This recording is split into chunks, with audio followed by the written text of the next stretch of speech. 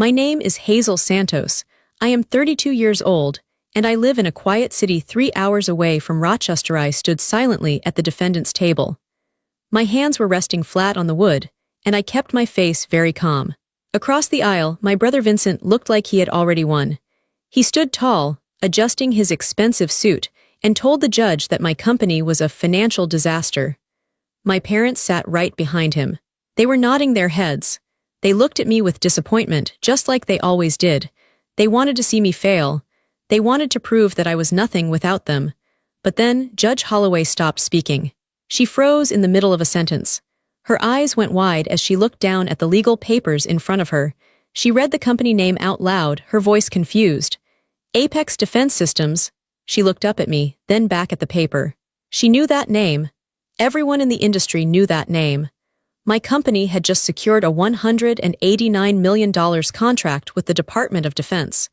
It was headline news. Everyone knew it, except my family. In that instant, the entire mood in the courtroom shifted. The judge looked at Vincent with cold, hard eyes. He didn't know it yet, but he had just walked into a trap of his own making. But before I tell you how everything flipped, like and subscribe, drop a comment. Where are you watching from? My name is Hazel Santos. I am 32 years old. To understand why my family tried to destroy me, you have to understand the house I grew up in. It was a large, cold house in Rochester. It looked perfect from the outside. The lawn was always cut very short. The hedges were straight. The paint was a crisp, clean white. My father, Antonio Morty, made sure everything looked perfect. He owned a chain of luxury car dealerships. In our town, the name Morty meant money. It meant success. But inside that house, it meant competition. There were 3 of us children. Vincent was the oldest. He was the golden boy. He looked just like my father, tall, loud, and confident. From the day Vincent was born, my father decided that Vincent would take over the business. Vincent could do no wrong. If he failed a test, it was the teacher's fault. If he crashed a car, it was the road's fault. Then there was Carla. She was the youngest. She was beautiful and she knew it. My mother, Maria, spent all her time with Carla. They went shopping every weekend. They planned parties. My mother taught Carla that her job in life was to marry a rich man and look good standing next to him. And then there was me. Hazel, the middle child. The mistake, I didn't look like them. I was quieter. I didn't care about clothes or cars or parties. I liked to take things apart. When I was 10, I took apart our toaster because I wanted to see how the heating element worked.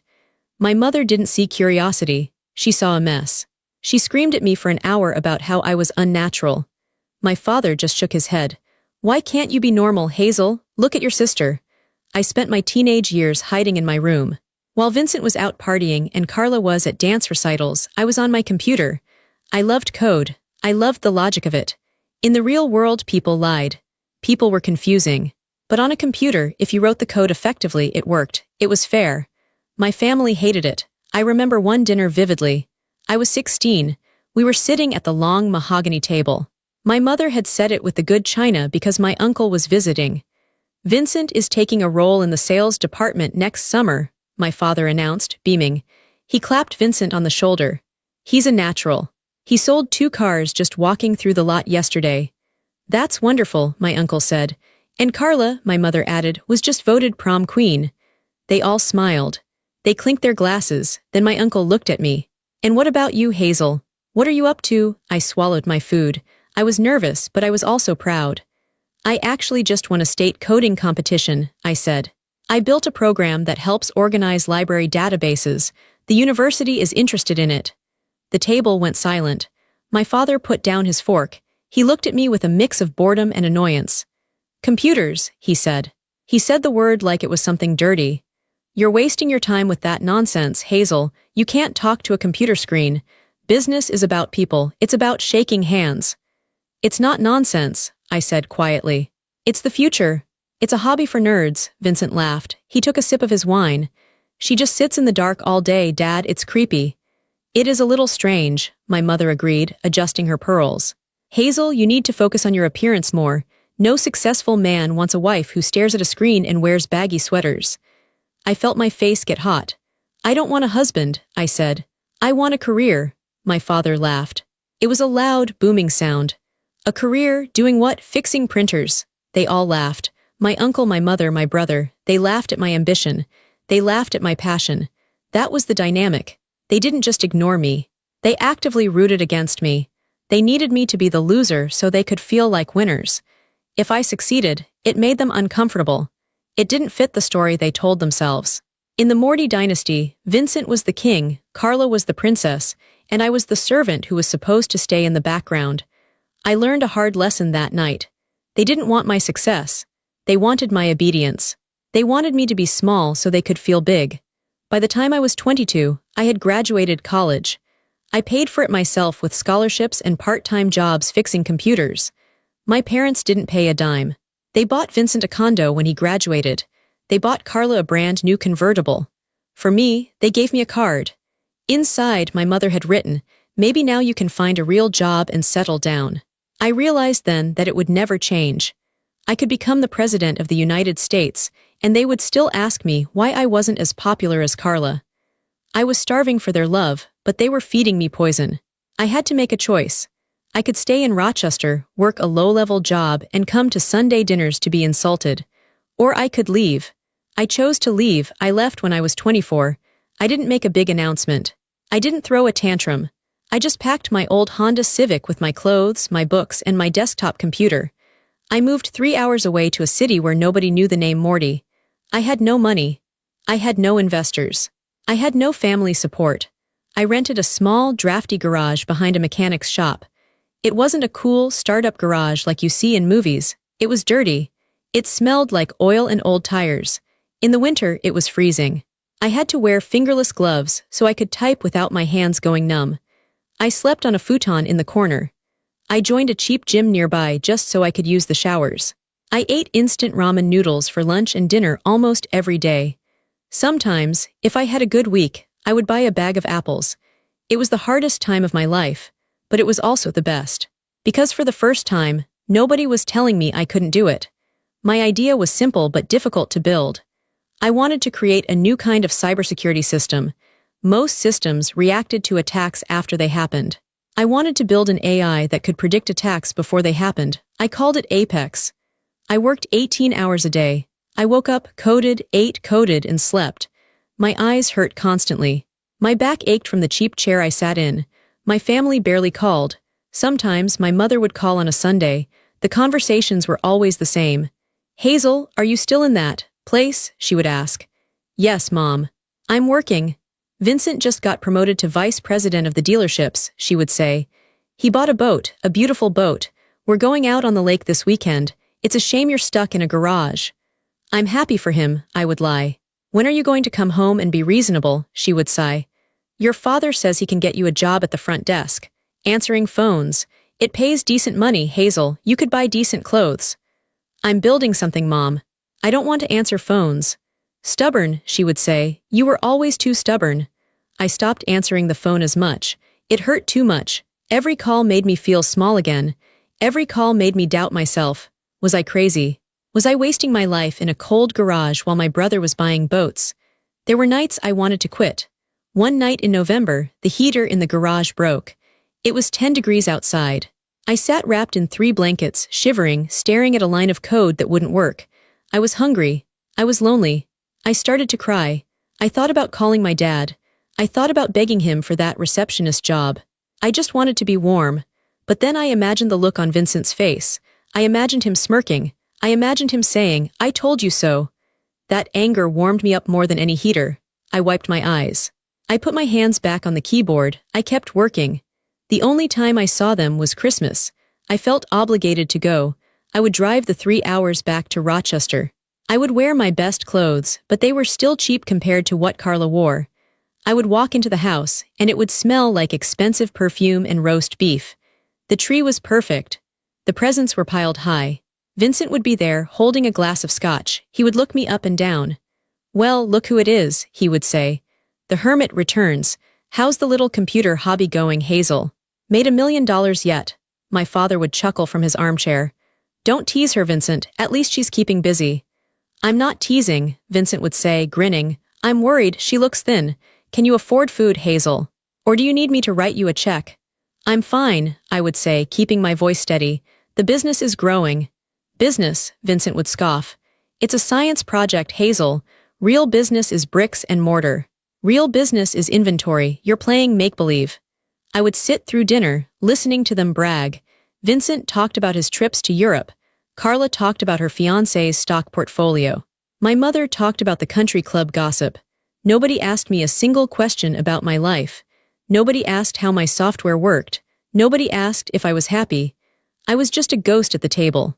I would leave as soon as dessert was over. I would drive back to my cold garage, tears streaming down my face. But every time I left, I made a promise to myself. One day, they will know who I am. One day, I won't be the joke. I didn't know how right I was. I didn't know that I was building something that would become bigger than their entire dealership empire. I just kept my head down. I kept coding. I kept surviving. Success didn't happen overnight. It was a slow climb, and then suddenly it was an explosion. By year 4, I moved out of the garage. I got a small office in an industrial park. It wasn't fancy, but it had heat and a real door. I hired my first 2 employees. We got a contract with a mid-sized bank to secure their customer data. It wasn't a fortune, but it paid the bills. For the first time, I could afford a nice apartment. By year 7, Apex Defense Systems had 47 employees. We were building a reputation. My software was faster and smarter than anything else on the market. We started getting calls from bigger clients. Tech companies in Silicon Valley, government agencies. I was working harder than ever, but it was a different kind of work. I wasn't just a coder anymore, I was a CEO. I had to learn how to lead. I had to learn how to negotiate. I met my husband, David, during this time. He was an engineer at a conference. He was the first person who looked at me and didn't see a weird girl. He saw a genius. He saw a leader. When we got married, I took his last name, Santos. I started using Hazel Santos professionally. At first, it was just because I liked the sound of it. But then I realized it was a shield. To the business world, I was Hazel Santos, the CEO of Apex. To my family, I was still Hazel Morty, the failure. I kept the 2 worlds completely separate. I never told my parents about the bank contract. I never told them I had 47 employees. When I visited for holidays, I drove my old car.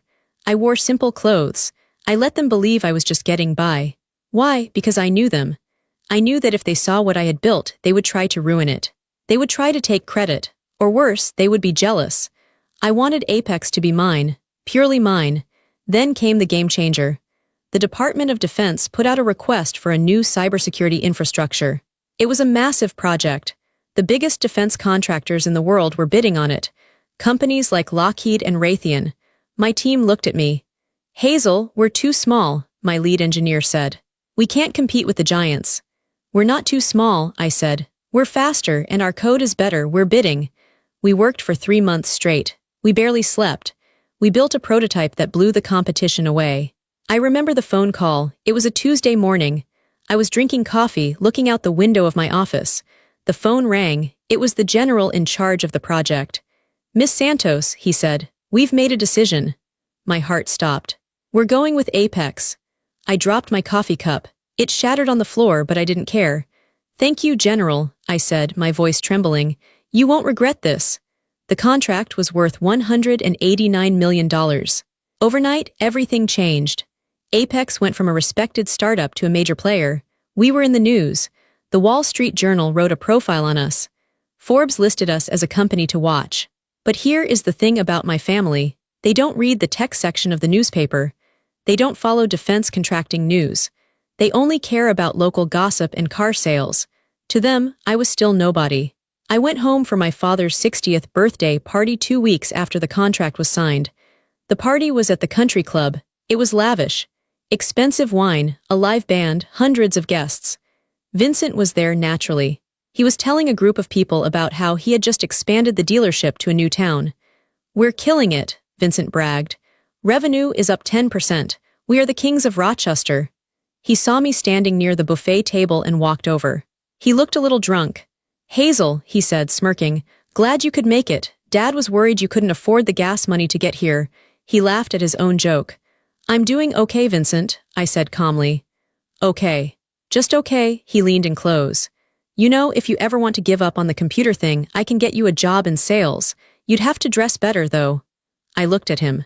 I had just signed a contract worth more than his entire dealership combined. I could buy this country club and turn it into a parking lot if I wanted to. I wanted to scream it in his face. I wanted to pull out my phone and show him my bank account. I wanted to see his jaw drop, but I didn't. I just smiled. "No thanks, Vincent, I'm happy where I am." "Suit yourself," he sneered. "Enjoy your mediocrity." He walked away to get another drink. I watched him go. I felt a strange sense of peace. I didn't need his approval anymore. I knew who I was. I was a titan of industry. He was a car salesman in a small pond. I thought I could keep the secret forever. I thought I could just live my life and let them live theirs. I was wrong. Information travels. Eventually, someone told someone. Maybe a friend of a friend saw the article in Forbes. Maybe someone recognized my face. However it happened, 3 weeks after the contract hit the news, my family found out. And they didn't call to say congratulations. They didn't send flowers. They didn't apologize for years of neglect. They attacked. It was a Monday morning. The sun was shining. I was in my office, meeting with my new CFO, discussing how we were going to allocate the funds for the new research facility. I felt on top of the world. My assistant, Sarah, knocked on the door. She looked pale. "Hazel," she said, "there's a process server here. He says he has legal papers for you." I frowned. "Legal papers for what?" "He says it's urgent." I went out to the reception area. A man in a cheap suit handed me a thick envelope. "Hazel Morty?" he asked. "Hazel Santos," I corrected him. "Also known as Hazel Morty," he said. "You've been served." He walked away. I opened the envelope right there in the lobby. I pulled out the documents. My eyes scanned the first page, and my blood turned to ice. Petition for involuntary bankruptcy petitioner, Vincent Morty debtor. Hazel Morty/Apex Defense Systems. I couldn't breathe. I read it again. It had to be a mistake. The document claimed that Vincent was a founding investor in Apex. It claimed that 8 years ago, he had loaned me $2 million to start the company.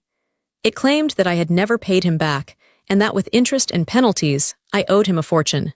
It claimed that Apex was insolvent, that we were broke and couldn't pay our debts. He was petitioning the court to seize control of my company, freeze my assets, and force us into bankruptcy to pay him back. "This is insane," I whispered.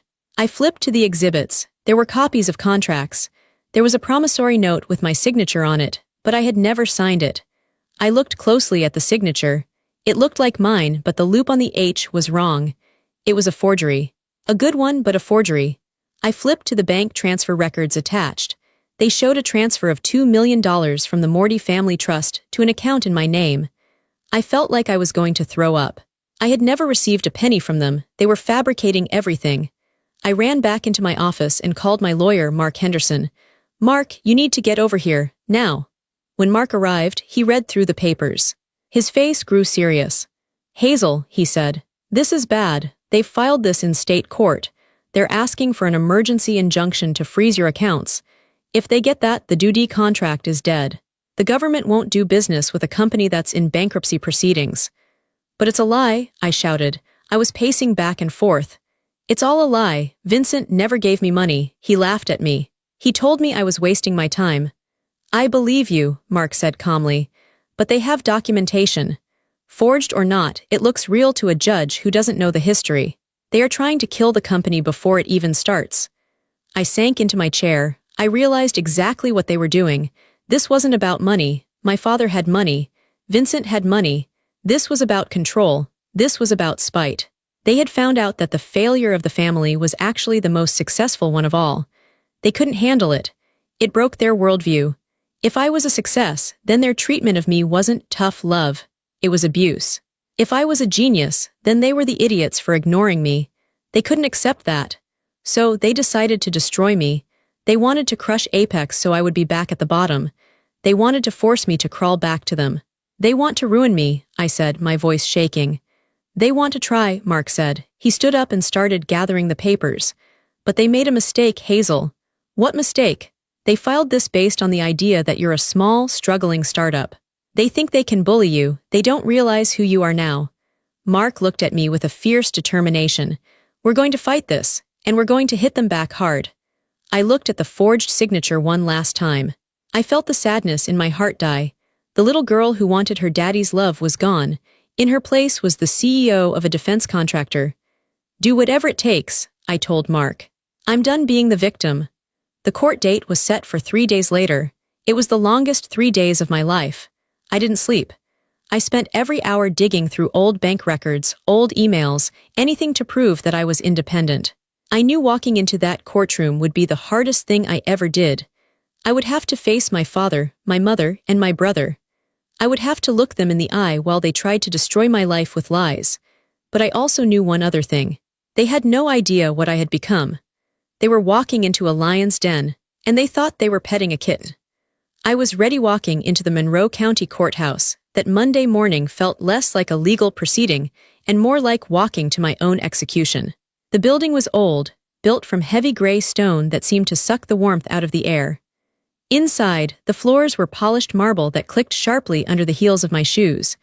The air smelled of floor wax, stale coffee, and anxiety. I was 32 years old. I was the CEO of a company valued at over $300 million. I controlled assets that protected national security.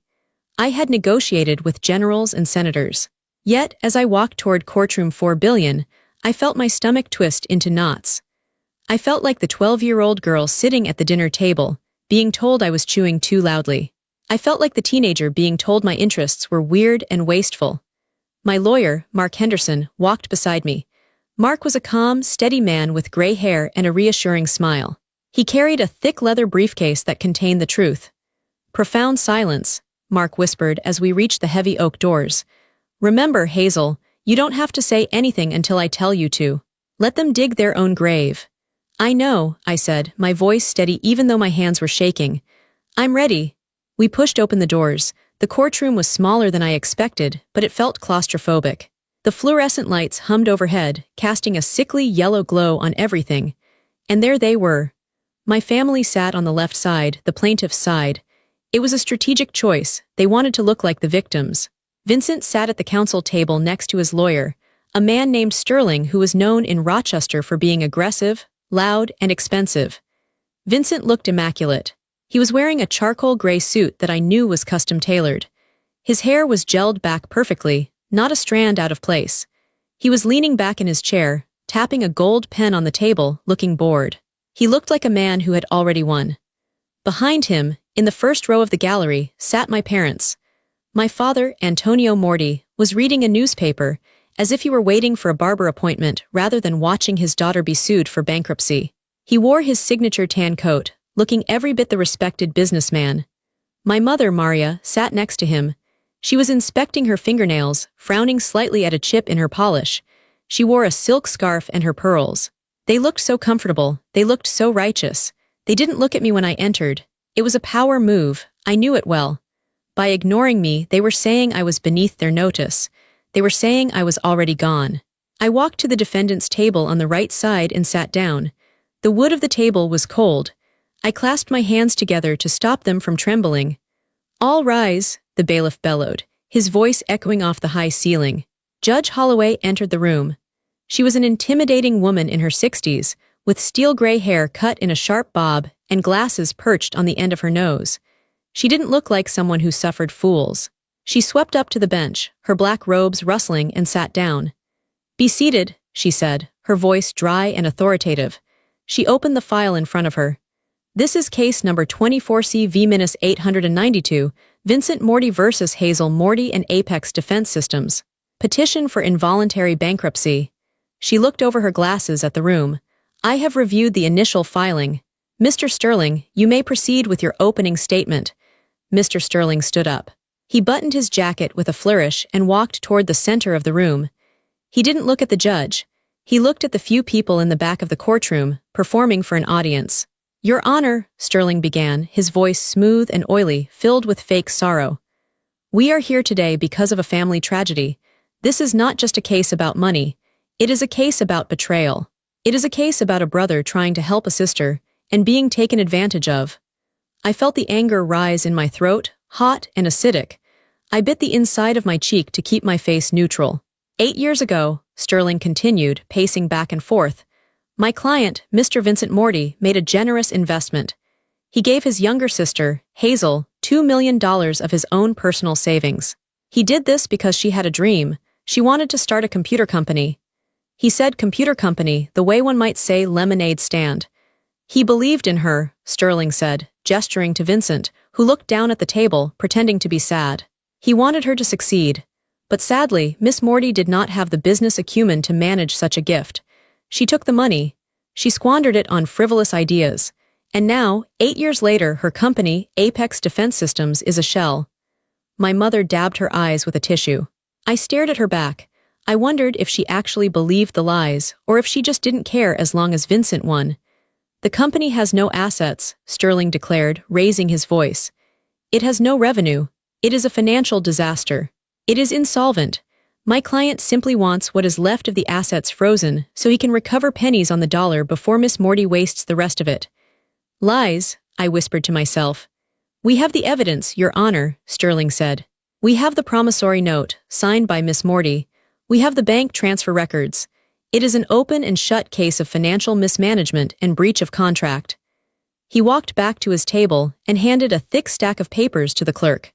Plaintiff's Exhibits A through D. Judge Holloway took the papers. She adjusted her glasses. The room went silent.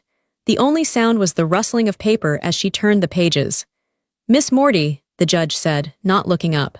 You are representing yourself with counsel. Yes, Your Honor, Mark said, standing up. Mark Henderson for the defense. Does your client deny these debts? The judge asked. Categorically, Your Honor, Mark said firmly. Miss Morty denies ever receiving a loan from her brother. She denies signing these documents. And she denies that her company is insolvent. Vincent let out a loud, scoffing laugh. It was sharp and cruel. Oh, give me a break, he muttered, loud enough for the microphone to catch. She's broke, Judge, look at her shoes. My father chuckled behind him. Judge Holloway looked up sharply. Her eyes narrowed. Mr. Morty, she said, her voice cutting like a knife. You will remain silent unless spoken to. Is that clear? Vincent slumped a little in his chair. Yes, Your Honor. The judge turned back to the papers. She looked bored. To her, this was just another family dispute. Another messy squabble over money. She flipped past the promissory note. She flipped past the bank records. Then she reached the cover sheet of the bankruptcy filing. She traced a line of text with her finger. Apex Defense Systems, she read out loud. She stopped. Her finger froze on the page. She blinked once, twice. She leaned forward, bringing her face closer to the paper. She frowned, a deep crease appearing between her eyebrows. Apex Defense Systems, she said again. This time her voice wasn't bored. It was confused. She looked up. She looked at Vincent. Then she looked at me. Then she turned to her computer monitor on the bench. We watched her type. The clicking of her keyboard was rapid staccato. She clicked her mouse. She stared at the screen for a long time. The silence in the room stretched out, becoming heavy and suffocating. My heart was pounding in my chest. Here it comes, I thought. Judge Holloway looked back at the paper, then back at the screen. She took off her glasses slowly and set them on the bench. Mr. Sterling, she said. Her voice was very quiet. You stated in your opening argument that the defendant's company is a shell with no revenue and no future. Is that correct? Yes, Your Honor, Sterling said, looking a little unsure now. That is what my client's investigation revealed. It's a failing startup. A failing startup, the judge repeated. She picked up a piece of paper from her desk. Are you aware, Judge Holloway asked, her voice rising slightly, that a company named Apex Defense Systems was featured on the front page of the Wall Street Journal 3 weeks ago? Sterling blinked. I don't follow the financial news closely, Your Honor. Well, you should, the judge snapped. She turned to me. Miss Morty, or Miss Santos, as I see listed here as your married name. I stood up. Yes, Your Honor. Is your company the same Apex Defense Systems that was just awarded the Level 4 cybersecurity infrastructure contract for the Department of Defense? Yes, Your Honor, I said clearly. The contract valued at $189 million. Yes, Your Honor, that is the base value. With options, it is over $200 million. The courtroom erupted into silence. It was a silence so profound it felt like the air had been sucked out of the room. My father dropped his newspaper. It hit the floor with a soft slap. What? He whispered. That's impossible. Vincent turned pale. All the color drained from his face, leaving him looking like wax. He stared at me, his mouth hanging slightly open. $189 million. Judge Holloway repeated, looking at Vincent with eyes that were now cold and dangerous. Mr. Morty, you are petitioning this court to declare a prime defense contractor bankrupt. You are asking me to freeze the assets of a company that is currently securing national military secrets. Vincent stood up, his legs shaking. I didn't know, he stammered. She never told us. She lives in a dump, she drives a Honda. She didn't have to tell you, the judge said. It is public record. If you were a real investor, you would know. She looked back at the forged documents. If this company is worth hundreds of millions, the judge said, tapping the paper, why would she refuse to pay you $2 million? It makes no mathematical sense. She could write you a check from petty cash. She looked at the signature on the note. She looked at the date. Miss Santos claims these are forgeries, the judge said.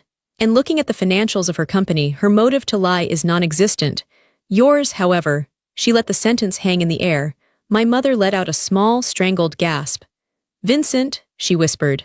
What did you do? I think we need a recess, Judge Holloway said. She didn't sound bored anymore. She sounded furious.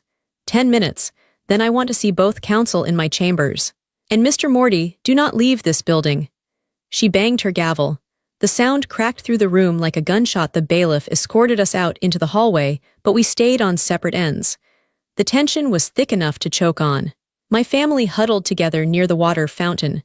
My father was gripping Vincent's arm tight, whispering furiously. His face was red.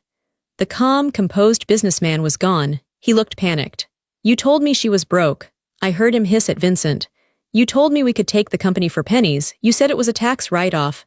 I thought she was. Vincent whispered back, his voice high and strained. She never wears nice clothes. She never talks about work. How was I supposed to know? 180 million, my mother whimpered, leaning against the wall. She looked faint. Oh my God, people are going to find out. The club. The neighbors. I stood near the window with Mark. I felt a strange sensation in my chest. It was lightness. For years I had carried the weight of their judgment. I had walked around feeling like I was less than. But seeing them now, panicked, sweating, turning on each other, I realized they were small. They were tiny, petty people. They are crumbling, Mark said quietly, watching them. Sterling is on his phone. He looks like he's trying to find a way to quit. He can't quit now, I said. We haven't even shown the real evidence yet. Are you ready for the chambers? Mark asked. Or do you want to do it in open court? Open court, I said immediately. I want it on the record. I want everyone to hear it. When the 10 minutes were up, the bailiff called us back in. The atmosphere in the courtroom had shifted completely. Before, it felt like a civil dispute. Now, it felt like a crime scene investigation. The judge was already on the bench, flipping through a law book. She looked up as we entered. I have reviewed the preliminary arguments, Judge Holloway said. Miss Morty, your lawyer indicated you have proof of the fraudulent nature of these documents. I want to see it now. I walked to the podium. I didn't look at my parents. I looked straight at the judge. Your Honor, I said, we have 3 exhibits to enter. Mark handed the folders to the clerk. Exhibit A, I said, is a comprehensive forensic audit of my personal and business finances for the last 10 years. It was conducted by Deloitte as part of our due clearance. It accounts for every single transaction over $500. I paused. There is no record of a $2 million deposit from Vincent Morty. There is no record of any money from the Morty family. The investment never happened. Judge Holloway nodded, reading the audit summary. Go on. Exhibit B, I continued. My company's incorporation documents. Vincent claims he was a founding shareholder. But here are the original filings with the state of New York. I am the sole owner. There are no other names. There never were. And Exhibit C, I said. This was the one I had been waiting for. Exhibit C is a digital forensic report on the contract my brother submitted to this court. I turned my head slightly to look at Vincent. He was staring at the table, sweat dripping down his temple. My security team analyzed the digital file Mr. Sterling emailed to my counsel, I explained. While the document is dated 2017, the metadata within the PDF file tells a different story. I pointed to the screen the clerk had set up. The document was created, I said, my voice ringing out, last Tuesday. 6 days ago, at 4:15 p.m. A gasp rippled through the small audience. Furthermore, I said, the metadata shows the author of the document. It was created on a computer registered to Morty Auto Group Vincent Office. And the software used to create it was a version of Adobe Acrobat that wasn't released until 2023. I looked at the judge. It is impossible for me to have signed this document 8 years ago, Your Honor. Because this document didn't exist until last week. Judge Holloway stared at the report. Her face was a mask of cold fury. She took off her glasses slowly. She looked at Mr. Sterling. "Mr. Sterling," she said. Her voice was dangerously quiet. "Did you know this document was a forgery?" "Your Honor, Sterling stammered. He was backing away from the table, physically distancing himself from Vincent. "I had no idea. I relied on my client's representations. If this is true, I must move to withdraw as counsel immediately." "Denied," the judge barked. "You will sit there and listen to the mess you helped create." She turned her gaze to Vincent. It was a look that could have stripped paint from a wall. "Mr. Morty, stand up." Vincent tried to stand. His knees buckled, and he had to grab the table for support. He looked terrifyingly young in that moment. Not the arrogant businessman, but a scared child. "You came into my courtroom," Judge Holloway said, her voice rising with every word. "You swore an oath on the Bible. And you presented forged documents to this court in an attempt to hijack a federal defense contractor." Vincent couldn't speak. He was hyperventilating. "Do you know what that is, Mr. Morty?" the judge asked. "That is perjury. That is fraud upon the court. That is filing false instruments." She leaned forward. "And given that the victim is a 2D contractor," she added, "you have likely committed federal wire fraud and interference with national security operations." My father stood up. "Your Honor, please," he begged. His voice was cracking. "He didn't mean it. He's just competitive. We can pay a fine. We can withdraw the petition." "Sit down, Mr. Morty," the judge shouted. "This is not a parking ticket. Your son tried to use the legal system as a weapon to destroy his sister's life and business. You don't just pay a fine for that." She turned to the bailiff. "Dismiss the petition with prejudice," she ordered. "And officer, take Mr. Vincent Morty into custody immediately. I am holding him in contempt of court, and I am referring this entire file to the district attorney and the U.S. Attorney's office." "No," my mother screamed. It was a raw, primal sound. "Vincent, no." Two bailiffs moved in. They grabbed Vincent by the arms. He didn't fight. He went limp. "Dad," Vincent yelled as they pulled his hands behind his back. The handcuffs clicked, a sharp, metallic sound that echoed in the silence. "Dad, do something, fix it." My father stood there, his mouth open, his hands hanging uselessly by his sides. For the first time in his life, his money, his influence, his name, none of it mattered. He couldn't fix this. I watched them march my brother out the side door. I watched the door close behind him. The judge looked at me. Her expression softened just a fraction. "Miss Santos," she said, "I apologize that your time was wasted. The petition is dismissed. Your company is safe. You are free to go." "Thank you, Your Honor," I said. I gathered my papers. My hands were steady now. I turned to leave. I had to walk past my parents to get to the exit. My mother was sobbing into her hands, her perfect makeup smeared. My father was staring at the empty door where Vincent had been taken, looking like a ghost. As I walked by, my father looked up. His eyes met mine. They were filled with shock, confusion, and a strange kind of fear. "Hazel," he whispered, "why didn't you tell us? Why didn't you say you were one of them?" "One of the big ones?" I stopped. I looked him right in the eye. "Because, Dad," I said, my voice calm and final, "you never asked. You were too busy laughing at me to ask what I was actually building." I didn't wait for an answer. I pushed open the doors and walked out into the hallway. I walked out of the courthouse and into the bright, blinding sunlight. I took a deep breath. The air tasted sweet. It tasted like justice. The fallout from that day wasn't just a ripple, it was a tidal wave. Because Apex Defense Systems was a government contractor, the FBI didn't take the attempted fraud lightly. They launched a full investigation into Vincent and the Morty Auto Group. It turned out that my forged contract wasn't Vincent's first lie. The FBI seized computers from the dealership. They found 2 sets of books. Vincent had been cooking the accounting records for years to hide gambling debts and skim money for his lifestyle. The charges piled up.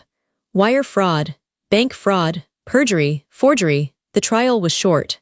The evidence I provided in family court was the nail in his coffin. Vincent faced 15 years in federal prison. His high-priced lawyers managed to plead it down, but he still got 3 years. A felony conviction. I went to the sentencing. I didn't go to gloat. I went to bear witness. I sat in the back row wearing sunglasses.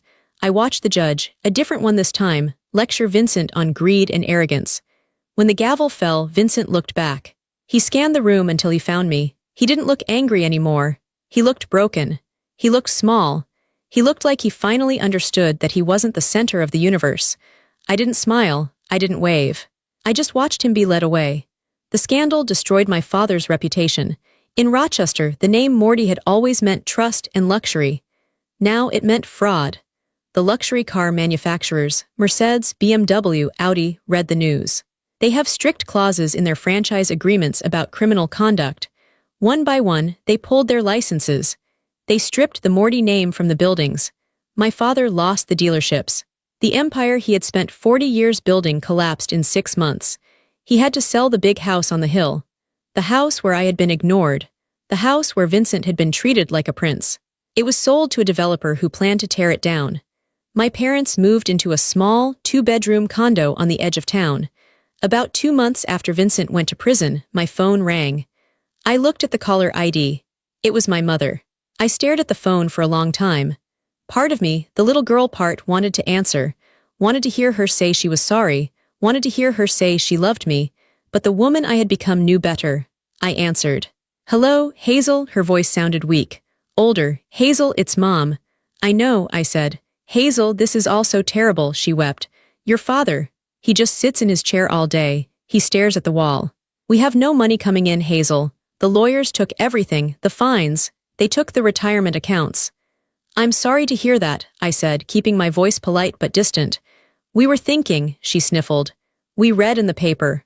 Your company, the stock is doing so well. Maybe you could help us, just a loan. Until Dad gets back on his feet, we are family, Hazel." I almost laughed. It was a dark, bitter laugh that stayed inside my chest. It was absurd. After everything, after the neglect, the mockery, the forged documents, the attempt to destroy my life, she still thought she could ask. She still thought I owed them. "Mom," I said. "You sat in that courtroom." You sat there," I interrupted, my voice hardening. "You watched Vincent lie. You watched him try to steal my company, and you nodded, you smiled. You wanted him to win. You wanted to see me fail because it made you feel better about yourselves." "I didn't know it was illegal," she wailed. "I just wanted the family to be together. I thought you were struggling." "Stop," I said. "Stop lying. You didn't care if I was struggling. You preferred it. It made Vincent look better." "But we're your blood," she cried. "We're your parents. You can't let us starve." "You won't starve," I said. "You have a condo. You have social security. You just won't be rich. You won't be the kings of Rochester anymore." "Hazel, please." "Blood isn't enough, Mom," I said. "You broke the contract of family a long time ago. I don't owe you anything." I hung up the phone. My hand was shaking, but not from fear, from adrenaline, from the finality of it. I blocked her number. Then I blocked my father's number. Then there was Carla, my perfect sister, the one who never had a hair out of place. She wrote me a letter. It arrived at my office a week later. It was on expensive, heavy stationery that smelled of lavender. "Dear Hazel, I hope you are well. I wanted to reach out and tell you how shocked I was by what Vincent did. I had no idea. You have to believe me, I am so proud of your success. I'm writing to tell you that I'm separating myself from Mom and Dad. They are toxic. They are stuck in the past. I'd love to come visit you. I heard you bought a house in the Hudson Valley. Maybe we could get coffee. I'm actually looking for investors for a fashion boutique I want to open. I have a great business plan. I thought, as sisters, we should stick together. Women supporting women, right? Love, Carla." I read it twice. It was transparent. It was pathetic. She saw the ship sinking. The Morty ship was going down, and she was trying to jump onto my yacht. She didn't want a sister. She didn't want a relationship. She wanted an investor. She wanted my money to replace the money Dad couldn't give her anymore. I took a black marker. I wrote 2 words across the front of the letter, "No thanks." I put it in a fresh envelope and mailed it back. I had cut the cord. It was painful, like cutting off a limb that had turned gangrenous. It hurt, but it was necessary to save the rest of the body. If I kept them in my life, the infection would spread. They would poison my marriage, my company, my happiness. I was alone in terms of blood relatives. But for the first time in my life, I didn't feel lonely. I felt clean. With the lawsuit behind me, a strange thing happened. I stopped looking over my shoulder. Apex Defense Systems didn't just survive, it soared. The publicity from the trial actually helped us. It showed the world that we were a company with a fierce, protective leader. It showed that our ownership was solid and legally tested. Over the next 5 years, we grew from 47 employees to 156. We moved out of the rented office park and built our own headquarters, a beautiful glass and steel building surrounded by woods. It was quiet, it was peaceful. It was the opposite of the chaotic, performative house I grew up in. I worked hard, but I also learned to live. David and I bought a house. It wasn't a showy mansion with columns and statues like my father's. It was a modern, comfortable home with big windows and a massive garden. We didn't throw lavish parties to impress people we didn't like. We had barbecues with our friends, real friends, people who liked us for our jokes and our company, not our bank accounts. Then, the best thing happened. I got pregnant. When our daughter Alina was born, my whole world shifted again. I remember holding her in the hospital room. It was 3 a.m. The world was asleep. She was so small, wrapped in a pink blanket. Her eyes were dark and curious, looking up at me. I looked at her, and I felt a fierce, terrifying love. I looked at her tiny hands, her fragile breath, and I realized something profound. I realized how easy it was to love her. It wasn't work, it wasn't conditional. I didn't need her to be smart or pretty or successful. I just loved her because she existed. I started to cry. David woke up and came over. "What's wrong?" he whispered, stroking my hair. "I just realized how awful they were," I sobbed. "My parents. It wasn't that I was a difficult child, David. It wasn't my fault. They were just broken. They were incapable of loving anything that didn't make them look good." "I know," David said, kissing my forehead. "But you're not them." "I will never let her feel like she isn't enough," I vowed, holding Alina tighter. "Never." As Alina grew, I kept that promise. When she wanted to wear mismatched socks, I told her she looked cool. When she drew a scribbly picture of a cat that looked like a potato, I framed it and put it in the kitchen. When she wanted to play in the mud, I put on old jeans and played with her. I saw her confidence grow. She was loud. She was funny, she was secure. She didn't know what it felt like to be criticized for breathing. One afternoon, when Alina was 3, we were playing in the garden. The sun was setting, casting a golden light over the grass. My phone buzzed in my pocket. It was a text from an unknown number. I opened it. "Hazel, it's Dad. I heard from a friend that you had a daughter, a granddaughter. Mom and I would love to see her. We're old now, Hazel. We've learned our lesson. Please. Let us meet her. Don't keep her from her family." I stared at the text. My heart skipped a beat. I looked up at Alina. She was chasing a butterfly, laughing, her hair flying in the wind. She was pure joy. I imagined my father walking into this garden. I imagined him making a comment about her hair being messy. I imagined my mother comparing her to Carla's imaginary children. I imagined them whispering their toxic expectations into her ear, planting seeds of doubt that would grow for 20 years.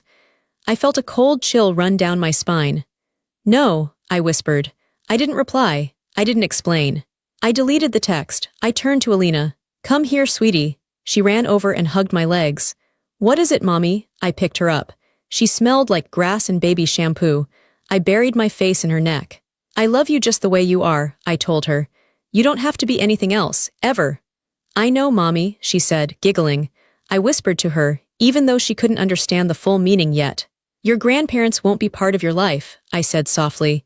"That's not punishment for them, that's protection for you." That was my revenge. My revenge wasn't yelling. It wasn't suing them back. It wasn't ruining them. My revenge was being happy. My revenge was raising a daughter who would never know their toxicity. My revenge was breaking the cycle. The Morty dynasty ended with a whimper in a small, sad condo. The Santos legacy was just beginning, built on love, hard work, and truth. I am sitting in my office now. It is late at night. The building is quiet, just the hum of the servers and the cleaning crew down the hall.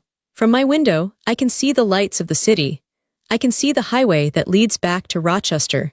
I have come a long way from that freezing garage with the broken heater. I wanted to tell this story not because I want pity. I don't need pity. I have a wonderful life. I wanted to tell it because I know there are others out there like me. There are people reading this right now who are the black sheep. People whose families make them feel small. People who are waiting for an apology that will never come. People who are working twice as hard to get half the recognition. I learned something simple and liberating in that courtroom. Family isn't who shares your blood.